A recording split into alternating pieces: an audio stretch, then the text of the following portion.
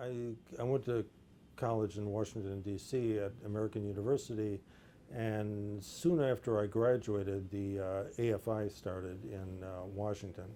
So I really, when I was in college, I don't know if there were any cinema studies at that point. So my education really was at the AFI, just going to see a lot of these old films that I had never seen before.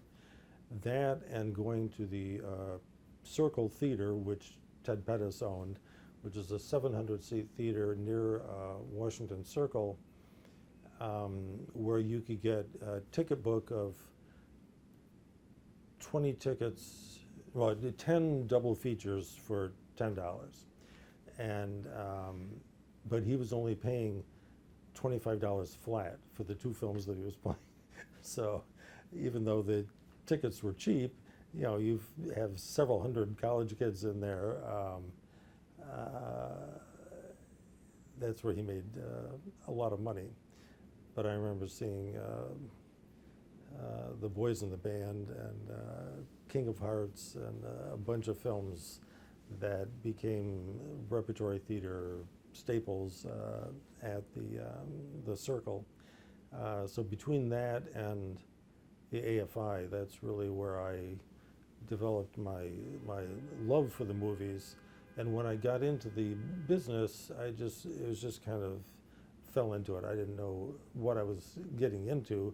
I went and applied for this job at Fox because I liked movies, not because I liked the film business, which I didn't know anything about. But I started as the assistant booker, which was the bottom of the heap. First picture we sold was called Dirty Mary, Crazy Larry, Peter Fonda, Susan George. And we had a whole string of mediocre films up until Star Wars in the summer of 1977, which was, of course, an enormous hit and changed the business, changed Fox, changed all of our lives. It was just a monumental happening.